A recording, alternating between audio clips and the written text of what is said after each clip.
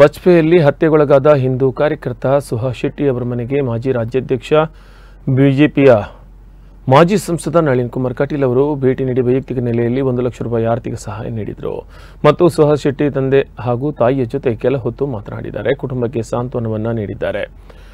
ಇನ್ನು ನಿಮ್ಮ ಕುಟುಂಬದ ಜೊತೆ ಸದಾ ಇರುವುದಾಗಿಯೂ ಭರವಸೆಯನ್ನು ನೀಡಿದರು. ನಮಗೆ ರಾಜ್ಯದ ಸರ್ಕಾರ ಮತ್ತು ಪೊಲೀಸ್ ಇಲಾಖೆ ಮೇಲೆ ಯಾವುದೇ ಭರವಸೆ ಇಲ್ಲ.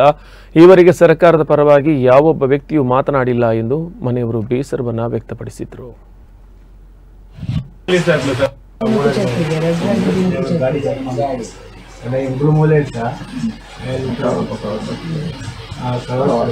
ಕಾಣದಲ್ಲಿ ಬಂದು ಕೋರಿಕೆಲ್ಲ ಸೇರಿ ಕಾಣದ ಉಲಾಯಿ ಬಾರಿಗೆ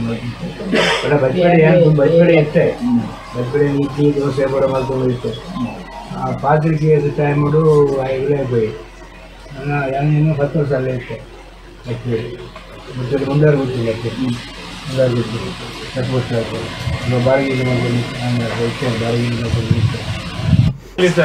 ಆಗ್ಲೇ ఆయన ಒಂದು ಆಫೀಸಲ್ಲಿ ಇರ್ತದೆ నేను కూడా సీటు మలుతుంది సర్టిఫికేట్ కూడా కొట్టేస్తుంది.